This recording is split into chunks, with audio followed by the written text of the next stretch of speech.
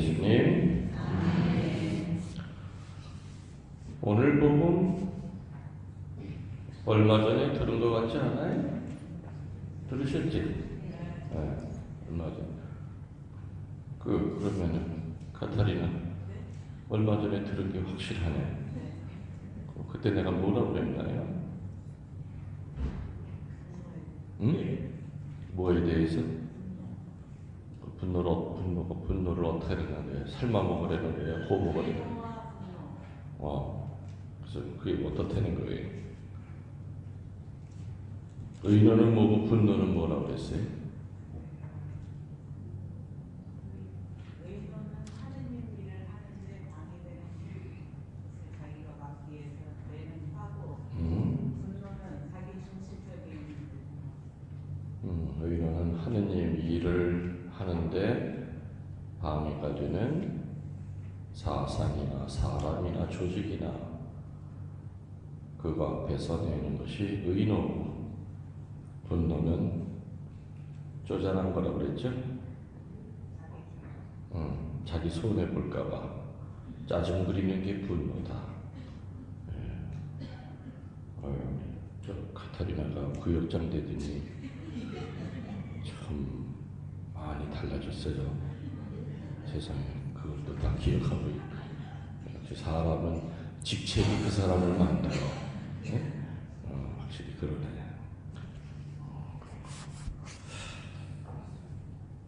생각지도 못한 또 답을 들으니까 내가 감동이 파고. 오늘 성전을 정화하시는 이 얘기는 사복음서에 전부 다 나와요. 다 나오죠. 그런데 각 복음마다 조금씩 좀 달라요.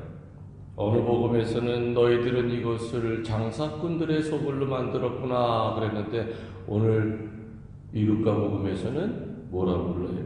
강도들의 소굴로 만들었다라고 되어 있고요. 또 오늘 복음에만 나오는 게 뭐냐면은 예수님을 없앨 방법을 찾기 시작했다. 구체적으로 예수를 어떻게 죽일까라는 방법을 찾기 시작했지만, 사람들이 예수님 곁에서 말씀을 듣느라고 떠나질 않았기 때문에 죽일 그 틈을 찾아내지 못했다는 얘기가 조금 더 구체적으로 언급이 되지요. 내가 그런 얘기를 했을 거예요. 지난번에 다른 복음 같은 내용이 나왔을 때 뭐라고 했느냐. 예루살렘 성전 앞에는 뜰이 4개가 있다라고 했어요. 기억하세요? 맨 처음은 이방인의 뜰이라고 했어요. 맨 가상살이는 거기는 이방인들도 들어올 수 있는 뜰이에요. 그 다음에는 무슨 뜰이요? 여자들의 뜰? 그 다음에는 유대인들의 여인들만 들어오는 여인들의 뜰이 있어요. 그 다음에 세 번째는 또 무슨 뜰이라고 했어요? 기억 안 나세요? 이스라엘인들의 뜰이 있다고 했죠. 그리고 마지막 네 번째가 제사장만 들어갈 수 있는 뜰이 있다. 그래서 이 오늘 복음이 나오는 이 사건은 바로 몇 번째 뜰에서 일어난 일이라고 그랬죠? 세 번째 뜰에서 일어난 일이다. 과월절이 되면은 유대인들은 평소에는 자기네 동네에 있는 회당에서 회당장의 가르침만 듣다가 1년에 한 번 과월절이 되면은 예루살렘 성전으로 수도 없이 많은 사람들이 모여들었어요. 예루살렘 성전에서 제사를 드리기 위해서. 그런데 성전 안에 들어가려면은 이게 과정이 복잡하다고 그랬죠. 우선 성전세를 은화로 바꿔야 돼요. 성전 안에만 통용이 되는 은화가 따로 있었다 이거죠. 근데 그 은화 값이 밖에 있는 돈의 화폐 가치와 비슷하면 뭐 누가 뭐라고 그러겠습니까? 근데 예를 들어서 은화 10,000원짜리를 하나 사려면 밖에 있는 돈 적어도 한 100만 원은 들여야 돼. 10배 이상 가치. 그러니까는 한 90만 원 정도를 남겨 먹는 거예요.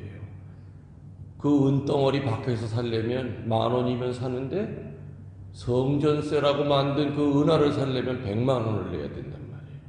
와, 어마어마한 거죠. 그러니까 참 가난한 대부분의 유대인들은 성전 문에 들어가는 것부터가 힘이 들었죠. 힘이 들었어요. 거기를 통과했다고 합시다. 그 다음에는 가지고 온 재물을 검사하는 데가 있어요. 유대인들은 아기를 낳거나 아니면은 자기가 죄를 졌다고 생각하면은 벌을 받아야 되죠. 그래서 근데 본인 자신은 받기 싫고, 그러니까 자기 대신에 벌 받는 짐승을 집어넣었단 말이에요. 그걸 번제물이라고 그러죠. 번제물. 그래서 아무튼 1년 동안 내가 알게 지은 죄 모르게 지은 죄가 있으니까는 야 비둘기야 너 미안하지만 나 대신 죽어줘야 돼. 그러면서 이제 비둘기 하나를 자기 죄 대신에 이렇게 죽이려고 성전에 갖고 들어가면은 그 검사하는 데서 어떤 이유를 대서 퇴짜를 넣는다고 그랬죠. 퇴짜를. 이 뭐 비둘기 깃이 빠졌네, 비둘기 발톱이 삐뚤어졌네, 아이는 뭐 염소는 어떻게 눈이 사팔뛰기요? 따로따로 봐. 아무튼 말도 안 되는 이유를 가지고 그 1년 동안 정성을 들여서 키워온 그 재물이 될 그 짐승들을 퇴짜를 놔요. 그리고 그 옆에는 또 뭐가 있느냐? 그런 거 비슷한 거 파는 데가 있어요. 거기서 사는 건 다 오케이. 근데 밖에 비둘기 값이나 거기서 사는 비둘기 값이나 값이 비슷하다면 또 누가 뭐라고 그래요? 많게는 50배까지 차이가 났어. 같은 비둘기 하나를 가지고도. 자, 그러면 소위 은화를 바꿔주는 환전상이나 가축을 파는 이 가축상은 그 맨 꼭대기에 누가 있었겠어요? 그 예루살렘 성전의 최고 두목인 대사제가 있었어. 가야파가 있었어. 가야파가 직영을 하는 거예요. 직영. 근데 이제 어떤 사람들은 그런 거 보고 막 불평불만을 터뜨리겠죠. 이 뭐야 이게? 그리고 막 소리를 지르고 막 이따위가 뭐 다 있어. 그러면은 누가 나타나요? 에? 깍두기 머리들이 나타나. 깍두기 머리가 뭔지 아세요? 조직 폭력배들이 나타나. 근데 그 조폭들도 누가 고용한 거예요? 대사제. 그래서 불평불만이 일어나면 뒤에서 그냥 덩치가 이런 애들이 와서 허리춤을 딱 잡아가지고 쥐도 새도 모르게 끌고 가서 두드려 패는 거예요. 너 입담으로 죽기 전에. 그러니까 이 거룩한 성전에서 부정과 부패와 폭력이 난무하는데도 불구하고 사람들은 힘이 없으니까 어떻게 대항할 수가 없었어요. 대항할 수가. 그러면서 대사제의 돈주머니는 자꾸 커져갔겠죠. 어마어마한 돈을 폭리를 취하면서. 그러니까는 오늘 예수님이 뭐라 그래? 내 아버지의 집을 무슨 속을? 강도들의 속을로 만들어 버렸다. 강도가 어떤 인간들이에요? 뺏기 위해서 죽이죠? 뺏기 위해서 폭력을 쓰고. 강도들은 위아래가 없잖아요. 이 거룩한 예루살렘 성전이 강도들의 소굴이 됐구나. 다른 복음에서는 어떻게 이 거룩한 집이 장사꾼들의 소굴이 됐구나. 이렇게도 나와요. 아무튼 그때 상황이 그랬는데 예수님이 예루살렘 성전에 딱 들어오셔가지고 어떻게 했다고 되어 있습니까? 나의 집은 기도의 집이 될 것이다. 이 말씀을 하시면서 성전 안에 들어가서 물건을 파는 이들과 환전상들을 쫓아내기 시작하셨어요. 그 조폭들이 뒤에서 지켜는 봤지만 예수님한테 손 댔어요? 못 댔어요? 못 댔어요. 저 양반은 다른 사람 같아. 저 양반 잘못 건드렸다가는 왠지 우리가 벌 받을 것 같거든. 그분의 그 거룩한 기운 때문에 그 예수님한테 손을 못 댔단 말이에요. 성전 그 위에 있는 별관 대사제가 사는 그 집에서 이렇게 밑을 내려다 보니까 뭐가 소란스럽겠죠? 이제 뭐 비서가 와서 보고했을 겁니다. 왜 나자렛 왜 아시잖아요. 뭐 죽은 사람도 살리고 뭐 병자 고쳐주는 그 나자렛 목수 그 친구가 아유 지금 이 안에 들어와서 난장판을 벌리고 있어요. 응? 아 그러면 빨리 끌어내지 못해 그랬겠죠. 아유 아무도 손 못 대요. 아유 저 양반은 손 댔다가는 괜히 뭐 벌 받을까봐 아무도 손 못 대요. 그것 때문에 사실은 오늘 복음에 나오는 대로 예수님은 이 성전 정화 사건 때문에 명을 단축하신 것이다 봐도 틀린 말이 아닙니다. 오늘 분명히 나오죠. 예수님 없앨 방법을 저건 죽여야 되겠다는 마음을 굳힌 게 바로 성전에서 예수님께서 정화하는 그 모습을 보고 더 이상 내버려뒀다가 이제 우리 머리 꼭대기까지 올라오겠다, 우리 자리까지 뺏기겠다 싶었던 거죠. 그동안 갑질을 일삼던 그들이기 때문에 그 금수저 자리를 놓을 수가 없었어요. 어떻게든지 유지하기 위해서는 수단 방법 가리지 않고 뭔 이유를 대세를 엮어라. 그래서 사형을 받을 만큼 큰 죄인으로 만들어라. 온갖 머리들을 다 짜냈죠. 그런데 원래 오늘 복음의 뉘앙스를 보면 예수님을 그냥 현장에서 딱 잡아서 납치를 해가지고 아마 죽이려고 했는데 예수님 곁에는 누가 늘 따라다녔다고요? 사람들이 말씀을 들으려고 항상 예수님 옆에는 사람들이 바글바글 대니까 거기 뭐라 그래요? 방도를 찾지 못했다. 온 백성이 그분의 말씀을 듣느라고 곁을 떠나지 않았기 때문이다. 그래서 그 방법은 맥히지 않겠다. 그러면 제 2차 방법이 뭐였습니까? 12 제자 가운데 한 놈을 매수하자. 응? 매수해서 군중들이 다 떠나간 시간에 조용할 때 가서 납치를 해오자. 납치를. 그럼 이제 죄명이 있어야 될 거 아니에요. 뭐가 죄명입니까? 어떤 게 죄명이었어요? 나라를 뒤집어 엎는 반역이었어요. 그게 말도 안 되는 거죠.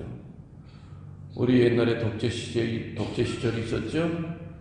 그때 정말 의롭게 살던 사람들이 뭐 때문에 간첩으로 몰리고 사형장에서 죽은 사람들이 얼마나 많아. 요즘은 다시 그 복권하려고 자손들이 헌법재판소에 다시 이제 청원을 내고 요즘 명예 회복하는 사람들도 있고. 얼마나 하극상이었습니까? 쿠데타 이렇게. 우리는 쿠데타가 2번이나 있었죠.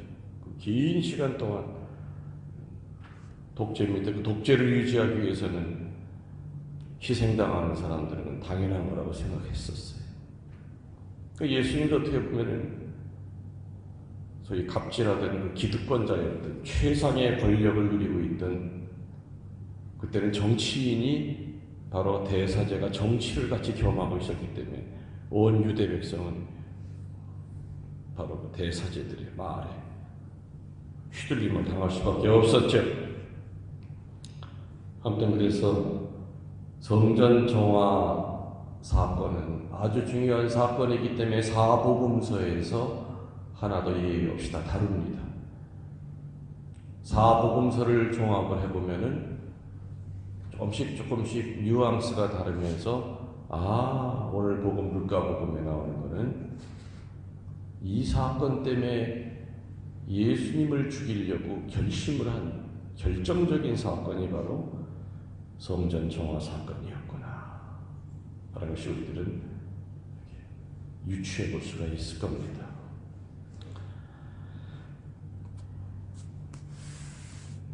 예수님의 의노와 우리들의 분노는 다르다고 그랬죠. 예수님이 성전에서 화를 내신 건 의노예요? 분노예요? 의노. 확실히 아시겠죠?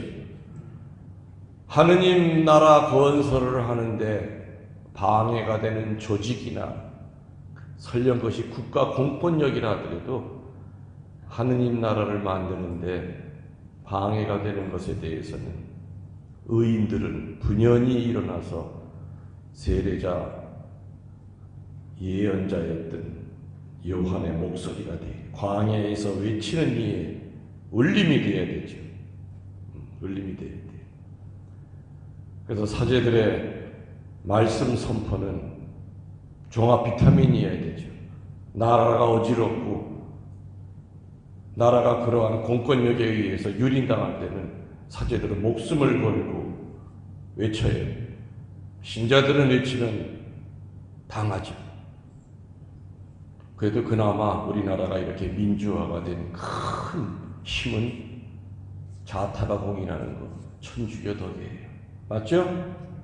천주교 덕이에요. 뭐 어쩌고 저쩌고 정의구현 사제단 뭐 어쩌고 저쩌고 뭐 많지만 그래도 많은 사제들이 감옥에 가면서 대항을 했기 때문에 그 눈에 가시지요. 개신교, 불교는 다 말을 잘 들어. 근데 이 천주교, 천주학쟁이들만 아무튼 이 조선시대 때부터 항상 빼딱한 게 이 천주학쟁이들이에요. 독재는 몇 개만 잡으면 돼요. 종교 잡으면 되고, 언론 잡으면 되고, 학생들 잡으면 되고, 군대 잡으면 천년만년 해먹어요. 근데 종교 쪽에서는 천주교가 안 잡히잖아요. 안 잡히잖아요. 이때 사제들은 천주교는 의노를 보인 것이지 분노를 보이는 게 아니죠. 그래서 다행히 그 의노 때문에 우리들은 지금 이렇게 민주 사회에서 살고 있어요. 아직 뭐 완전 성숙한 그런 민주주의는 아니지만 그래도 옛날 그 암울했던 시절보다는 그래도 우리들이 얼마나 지금 밝은 세상에서 삽니까? 정치적으로. 그래서 우리들은 일상생활 가운데서 소소한 그런 그 불편함 때문에 나오는 내 이기심 때문에 나오는 그런 화는 하느님께 봉헌하고 정말 의롭게 살아야 될 때 나오는 그러한 의노는 그걸 숨기면 안 된다고 봐요. 근데 반대가 되죠. 우리들 참으면 덕이 될 것 가지고는 그거 가지고 장량거리고 또 결정적으로 의노를 보여야 될 때는 두려움 때문에 꼬리를 딱 내려요. 반대가 되는 거죠. 역사학자 토인비는 그렇게 얘기했죠. 이 세상은 소수의 창조자에 의하여 만들어진다. Minority Creative라고 했어요. 또 토인비는 군중은 우중이다 그랬어요. 어리석은 사람들. 그러나 그 군중을 이끄는 것은 정말로 소수의 몇 사람에 의해서 자칫 잘못하면은 그 사람에 의해서 전쟁이 일어날 수도 있고 또 의로운 사람이라면 그 사람에 의해서 세상이 정화될 수도 있는 거예요. 그 당시 예수님은 소수의 창조주로 보였을 겁니다. 그렇기 때문에 가만히 있을 수가 없었을 거죠. 의인호를 보이고 살아가는 사람들은 늘 박해를 받을 수밖에 없겠죠. 그건 당연한 거예요. 눈의 가시처럼 보여지는 그런 사람이 앞에 있을 때는 제거하려고 했을 겁니다. 우리들은 모든 면에 있어서 예수님을 닮아야 됩니다. 맞습니까?